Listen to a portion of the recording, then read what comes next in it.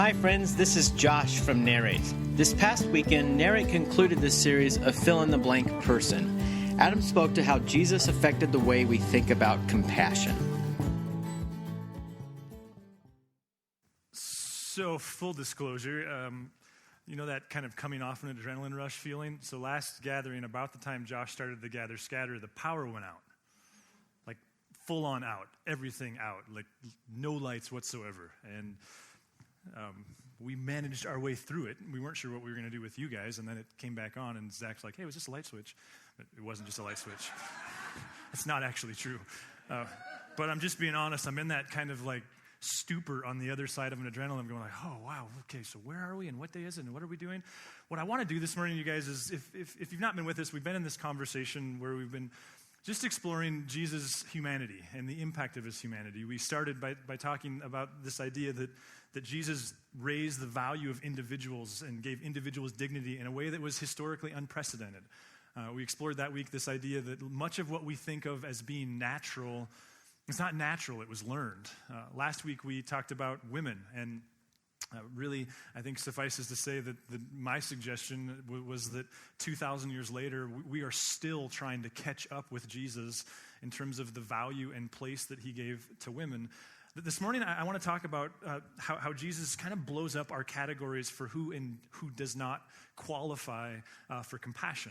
And to do so, we're going to look at a dinner party where we're reminded that Jesus was at times a very irritating person to be around.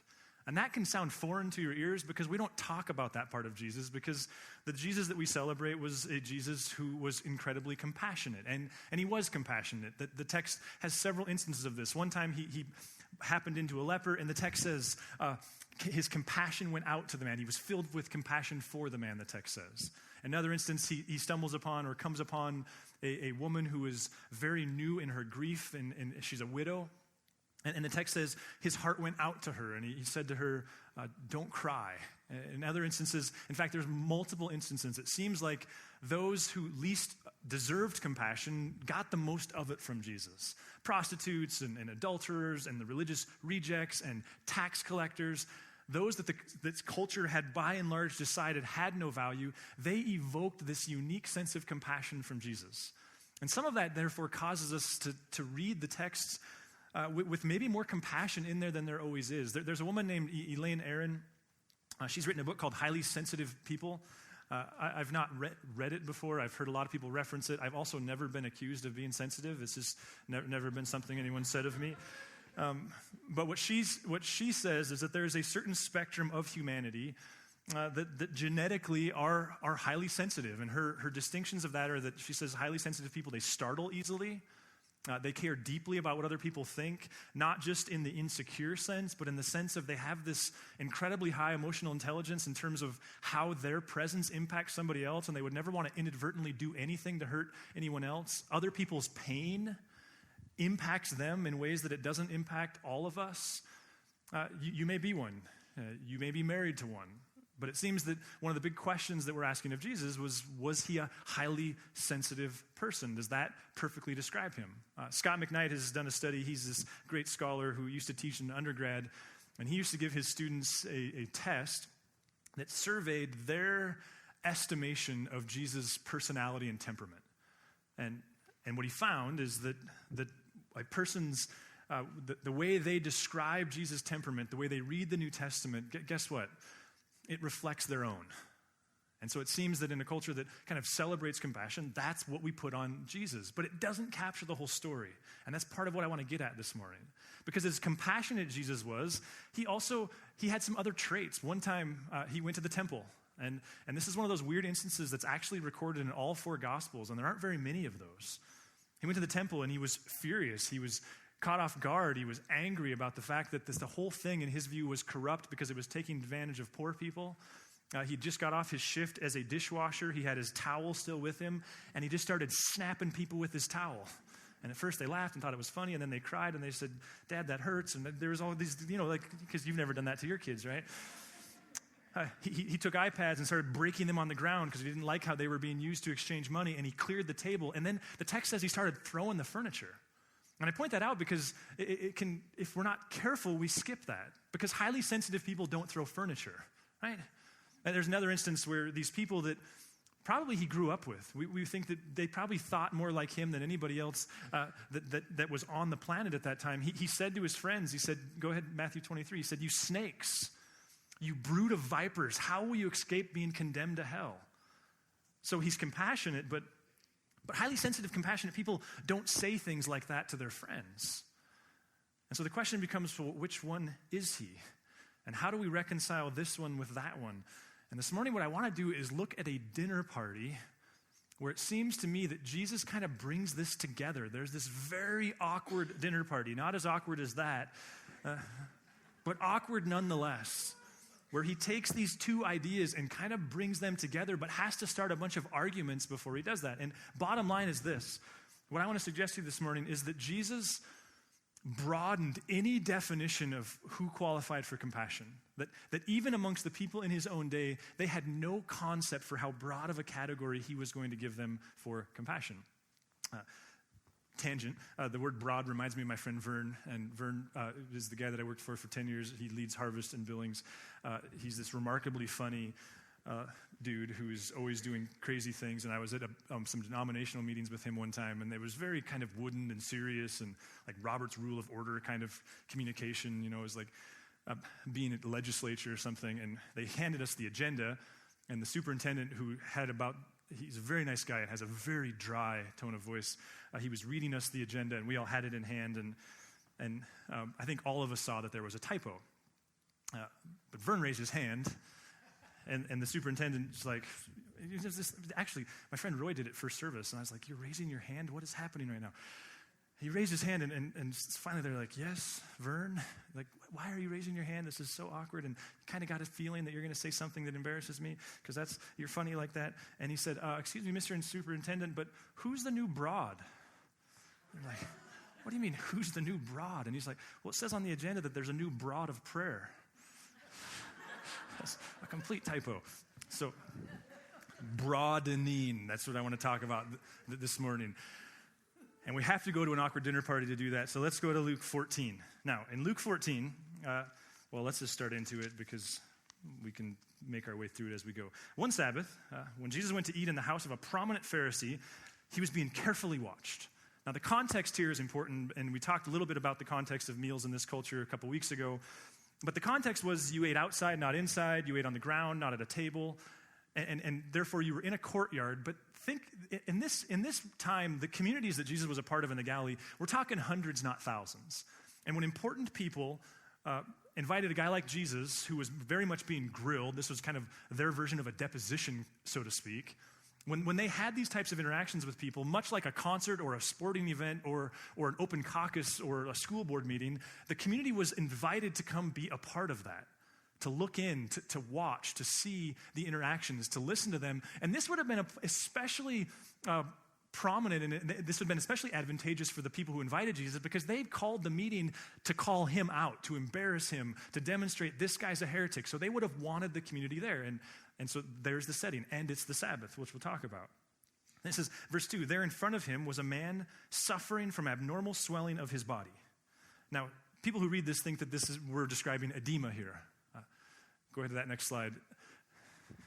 Edema is, of course, I'd never heard of edema, and then I wasn't even sure if I was pronouncing it correctly, and before the first gathering, I was working through the slides with Lisa, and I was like, I'm not sure if I'm saying that right, and there were these three women up front who were in the band, and they're like, yeah, you're saying it right. And I'm like, how do you know what edema is? And they're like, because we've been pregnant.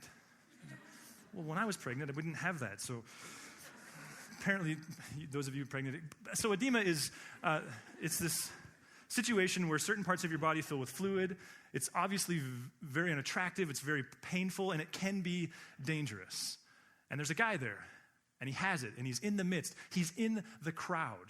Now recognize also, it's Sabbath. And at the risk of patronizing you, Sabbath means you can't heal anybody. Sabbath means you can't do any work. And the thinking here was, if someone needed medical attention, their life better be in danger, or it has to wait until sundown on Sabbath, which would have been a Saturday night, and sundown plus 3 stars in appearance, then you can give medical attention.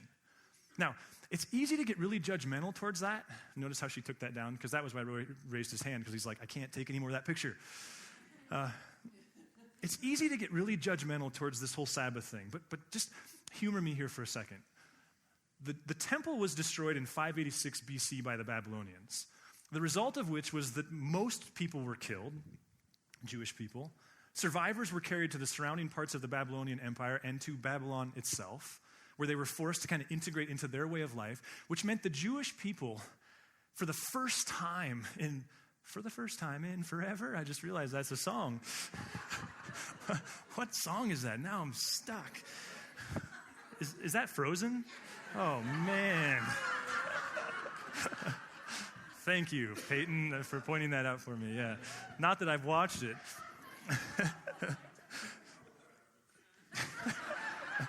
So, they were told that the temple was destroyed because they failed to obey Torah. Their grandparents or their great-great-great-grandparents were killed because they failed to observe Torah. Fast forward then to the time of Jesus, and what you have is these people who with trepidation go, wait a minute, we don't want that to happen again. And frankly, it's not completely undone yet. They believed that if they could just get the Jewish nation to perfectly obey Sabbath for one day, God would send his Messiah and get rid of Rome. So yeah, is there legalism there? Yeah. Is there this sense of like, people are more important? Yes, there is, but it's so easy. It's kind of like watching 42. Like, doesn't an honest person, when they're watching something like 42 or Martin Luther King rally, doesn't an honest Caucasian person go, had I been alive then, not that I'm racist, but I think I'd have been among the bigots who were yelling racial slurs. The great danger of reading the New Testament is reading it, putting ourselves in the place of the disciples, and it's not the way the narrative works. Jesus was making such radical suggestions that were so beyond the bounds of what culture understood at the time, and even in some ways what the Old Testament taught at the time, that there's this need to empathize with the people. So here they are, they're having Sabbath meal. They know people who have died. Their whole story is take the Sabbath seriously, and there's a guy with edema. You can't possibly touch him or clean him. That would mess up the whole thing. If Jesus had any sensitivity to him, if he was at all affable, he would have at the very least ignored the guy. And this is why I say Jesus could be a very irritating person to be around, because he doesn't ignore him. In fact, he does the opposite. Look at verse 3. He says, Jesus asked the Pharisees and experts in the law, is it lawful to heal on the Sabbath or not? There's a giant elephant in the room, and Jesus goes, let's talk about the elephant. What do you think, guys? Should we heal him? You probably know his name. You might have grown up with him. You probably know that his family, that he's not able to work right now. You probably know that he's a religious outcast. Notice, this is no longer a hypothetical conversation. Ever notice how hypotheticals are really easy to handle? They're now looking at the hypothetical. And they're trapped. Because if they say, well, no, we shouldn't heal him, how insensitive is that? In a very real sense, you're saying, well, the law is far more important than that person and his family and his life and his pain. And if they say do heal him, then they just prove the very thing that they're reluctant to prove, and that is that they're hypocrites. We're all hypocrites, but they didn't want to be known as hypocrites. And so look what the text says. But they remained silent. Who could blame them? They're trapped. This is a zero-sum game. And Jesus has the next move. So taking hold of the man, he touched him, he healed him, and sent him on his way. Now, you've got to be, I think if you can put yourself in the shoes and just recognize, like, man, the tensions would have been high. Somebody, please change the subject. I can't believe you just brought up Trump at family Christmas dinner. Like, you shouldn't do that, or Hillary, or whatever. Like, Jesus has just done it. He's just named it. He's just blown up the whole thing, and he's not done. Then he asked them, if one of you has a child or an ox that falls into a well on the Sabbath day, will you not immediately pull it out? We're moving even deeper, further beyond the hypotheticals. Let me just ask you, George, if that was your daughter, would you heal her? Oh, how about even not your daughter? If it was your farm animal, are you telling me you wouldn't want to take care of it? You see what he's doing to him? He's bringing them right up to this intersection between religious law and observance and the value of people. And in a culture where we go, wait a minute, we don't talk about the deeper historical meanings of Christmas on Christmas Day. We can't do that. That blows up the whole thing. Jesus goes, no, let's talk about this. And this is consistent with what verse 6, and they had nothing to say? Do you feel that kind of like awkward, like I can't believe we're talking about this right now? This is a Jesus who became infuriated whenever there was a system that said this person has more value than this person. Remember, this is a Jesus who when once cornered and asked, okay, so smarty pants, sum up the law for me. There's 613 commands. You make it sound so easy. Sum it up for me. And he says, love the Lord your God with all your heart, soul, mind, and strength. He's quoting from their own Torah, and love your neighbor as yourself. He's marrying two ideas. And then he says this, verse 40 of Matthew 22. All the law and the prophets hang on these two commandments. This is really all you got to know. Now, that might sound offensive to you. I don't know what is complex in your world, whether it's your job or raising kids or relationships. Imagine somebody having the audacity to say, why are you making raising kids so difficult? It's easy. All you got to do is love them. Like, duh, you don't have kids, do you? That's what Jesus is doing here. He's going, why are you guys making this so hard? The law is really just about loving God so you can love people correctly. Remember, Jesus constantly talked about valuing things. In Matthew 12, he talked about valuing sheep. This is kind of a similar instance of that same deal. Go ahead to Matthew 12, verse 11. It says, he asked them, if any of you has a sheep and it falls into a pit on the Sabbath, will you not take hold of it and lift it out? Remember, their whole system says you can't do work.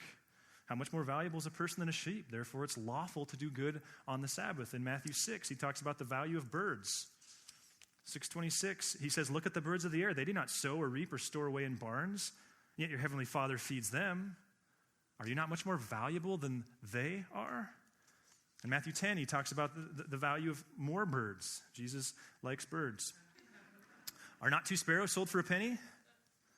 Yet not one of them will fall to the ground outside of your Father's care, and even the very hairs of your head are all numbered, to which some of you are going, I'm not so sure about mine. So don't be afraid, because you're worth more than sparrows. Jesus recognizes that when you value something, you notice the details. And he's at a dinner party where there's a guy with edema, and he's going, I see the detail. That guy's suffering. He matters. Let's do something about it. Remember, Jesus is, I think, he's going, hey, do any of you guys have the moral clarity? Do any of you have the spiritual courage to call a system out right now and go, wait a minute. The system's not more valuable than him. He has value. See, what I love about this Jesus, though it's kind of hard to contain, and I think we got to be careful because he'll confront us as quickly as though he'll confront them, is he was called into the meeting to be judged. And he's proven, no. I'll be judging you.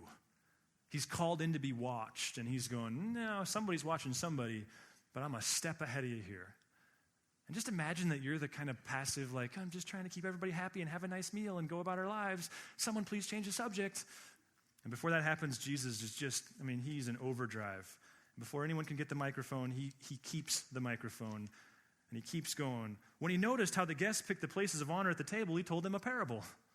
So he notices that people come in, and based upon their rank and file and how important they are, they have different seats. And he's like, wait a minute. This is just another system where you're elevating some people's value over others. In fact, here's what you should do. Go sit in the kitchen and let somebody else do that. Now again, imagine you're the host. You're having this great Sabbath meal. You're going to have your friends over. It's going to be perfect.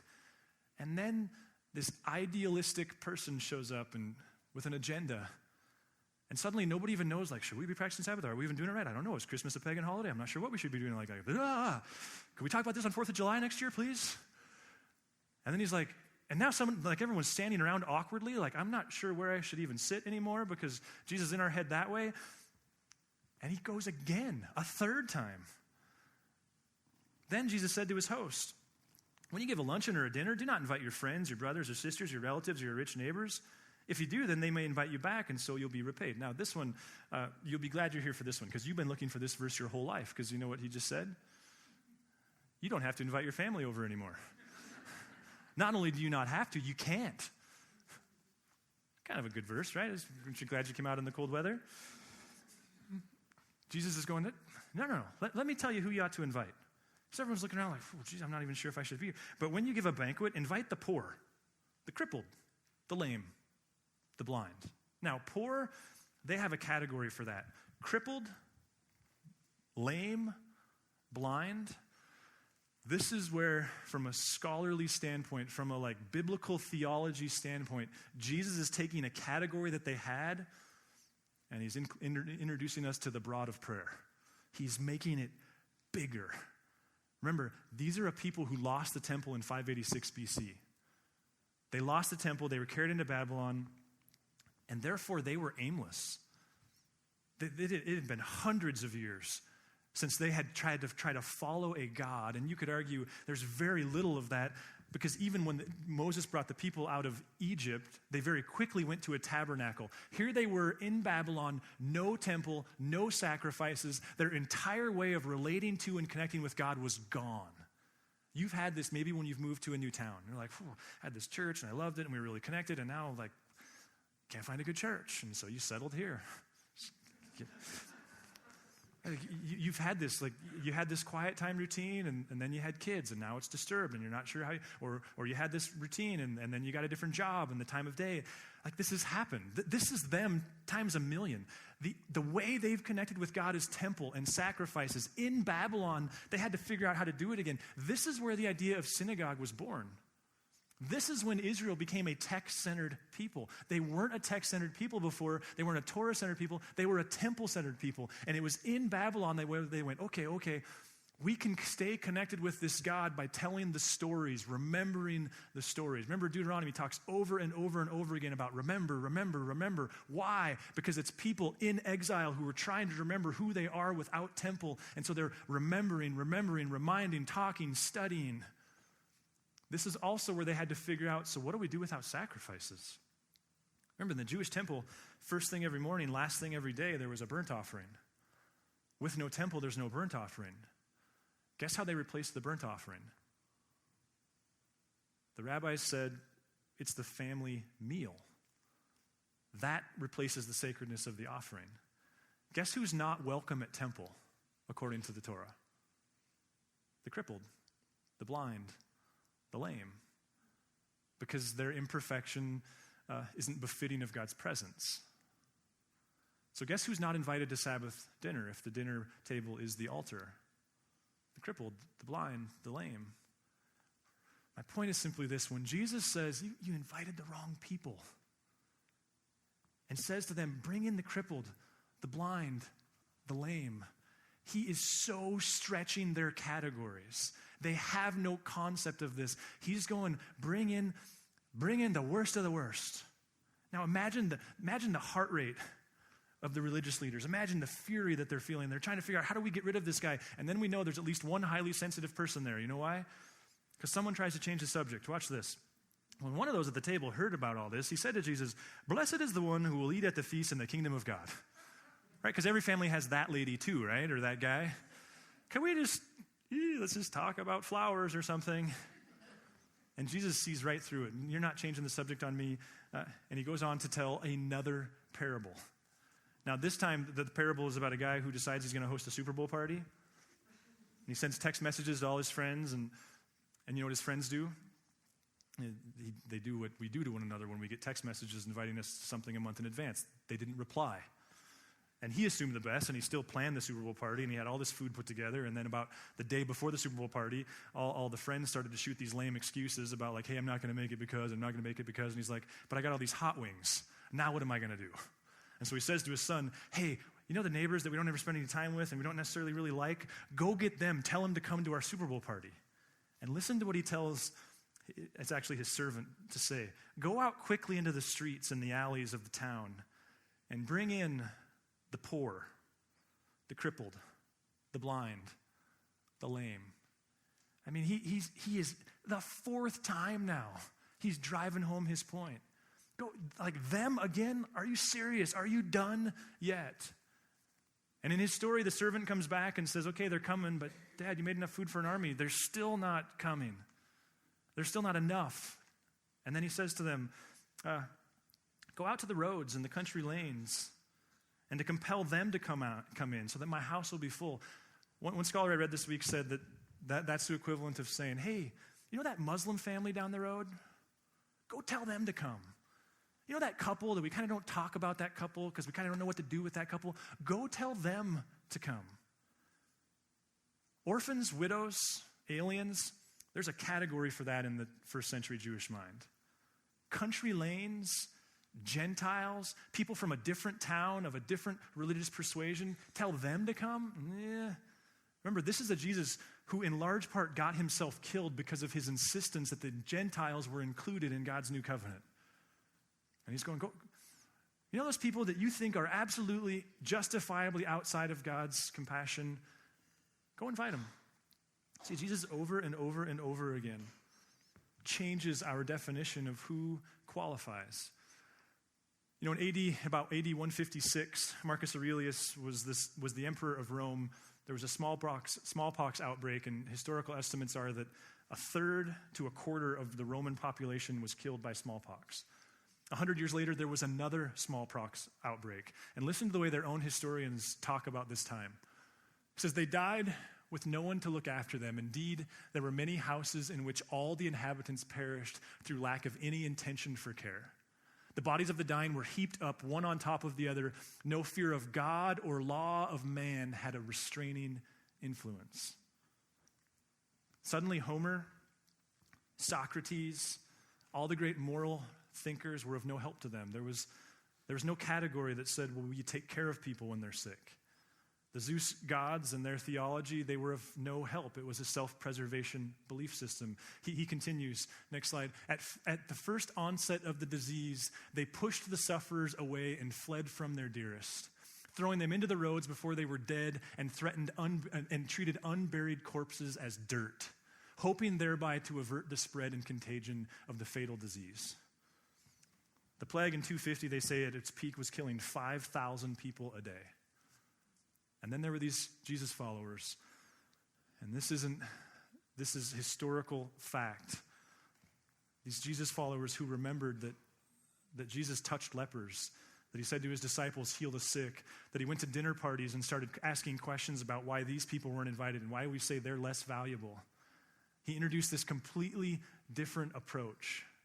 And one 4th century bishop records it this way. Listen to what he says. He says, heedless of the danger, they took care of the sick, attending to their every need and ministering to them in Christ. And with them departed this life serenely happy. For they are infected by others with the disease, drawing on themselves the sickness of their neighbors and carefully accepting their pains. There's a guy named Rodney Stark who's written a lot about this time of history. We have this concept that says when someone's sick, you take care of them. What if it's not natural? What if it's learned? And about that same time, there was a guy who's now known as Father Basil. He really loved vinaigrette and mozzarella cheese and a tomato. So bad, right?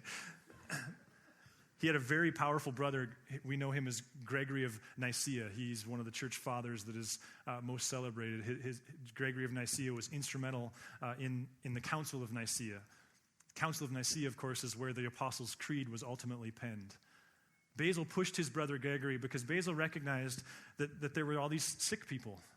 And they had nothing to do, especially lepers who could never get a job and couldn't take care of themselves. And he pushed his brother, and in the end, Gregory, his brother, at the Council of Nicaea, brought to the floor this idea that any time a group of Christ followers built a building, they also would have to build a hospice, was their word. It was a facility that would take care of the needs of sick people. Ever wondered why there's so many hospitals, even in the U.S., that are Saint something or other? Because the institution of the hospital is as new as Jesus' movement. Jean-Henri Dunant, he was a Swiss philanthropist in the 1800s. He observed that one of the common human practices was that when countries or tribes would go to battle against each other, they would wage war, and then whoever won, and whoever lost, and people would leave, and the wounded were just left in the fields to rot and die. He wondered if that would work best that way. If that was actually the way Jesus would have it done. Jean-Henri Dunant eventually spent his life and his money founding the Red Cross. We take for granted that we put people in a war who are there to take care of the wounded who can't take care of themselves. It's a pretty new idea. There was a German pastor named Theodor Fleidner. I didn't even have to tell you he was German, did I? In the 1800s, he recognized that the countryside was covered with these peasant girls. And as the economy was changing and the world and the economic system was changing, he recognized that these peasant girls had really very little to do for a living. And as they understood more and more that you didn't just have to get married, they were left without a respectable job to do. He also recognized that the world lacked hospices. And so he began to train these women. They were called deaconesses. And what he did was he took these peasant girls and he taught them the best modern medicine. And then he taught them theology. And his movement led to the building of hospitals all over Europe.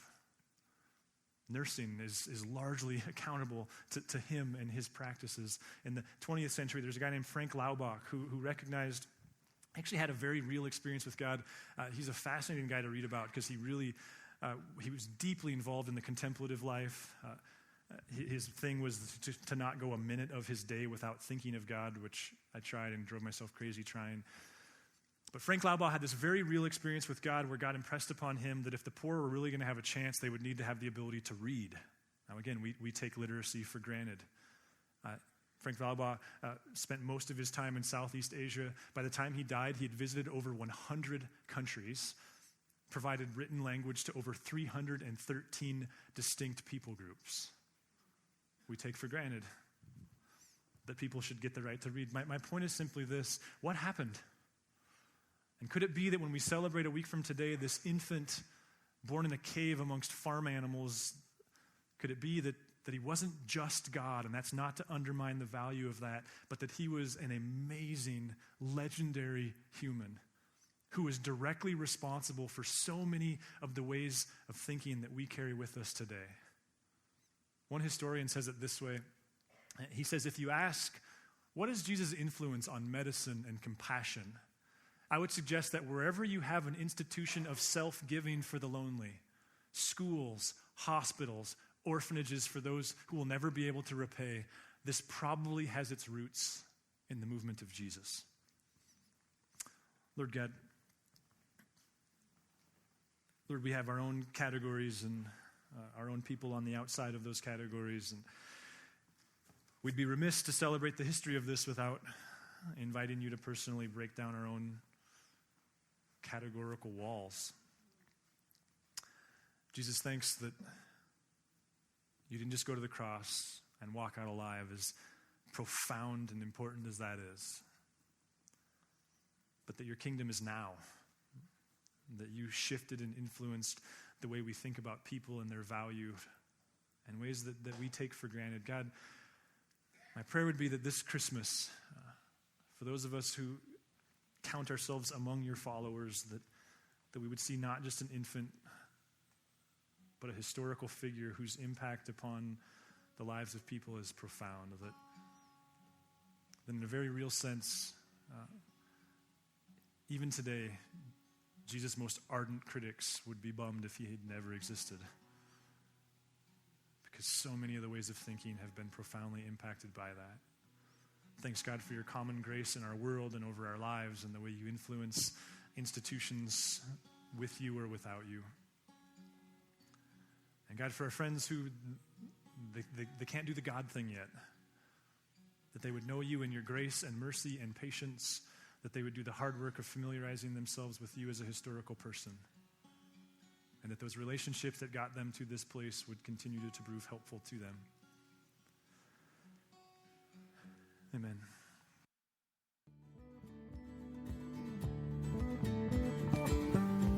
If you would like to engage further with Narrate Church, you can find contact information online, www.narratechurch.org. We would love to hear from you.